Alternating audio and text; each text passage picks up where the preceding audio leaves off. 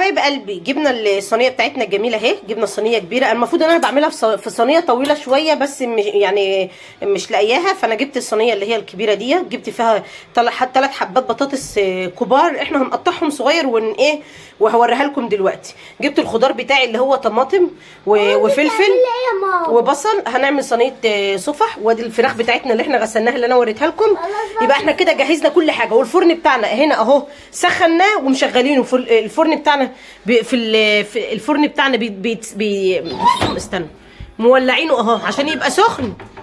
والحاجه بتاعتنا جاهزه، هنحط كله على بعض. بتعملي ايه؟ بقطع. لا ما تقطعيش. وهنحط كله على بعضه نايف ناي. اصبري يا جودي. هنحط كله على بعضه نايف ناي، وهنضرب ده وهنخليها حتت رفيعه، مش هنقطعها كبير، واوريها لكم في الصينيه لما نخلصها. حبايب قلبي احنا قطعنا ايه؟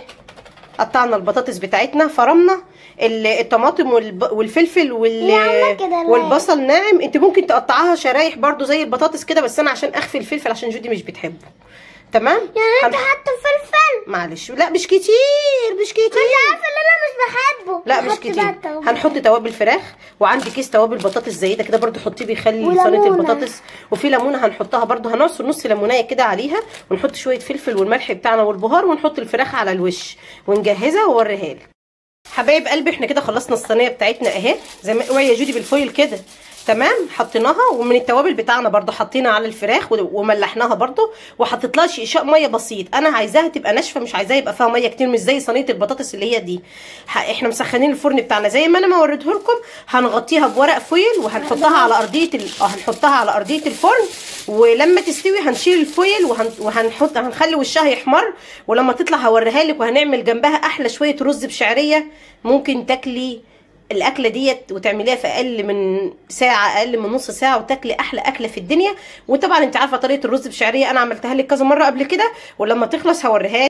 الله اكبر، بسم الله ما شاء الله، لا قوه الا بالله. اللهم بارك اللهم بارك اللهم بارك. شفتوا الصينيه بتاعتنا؟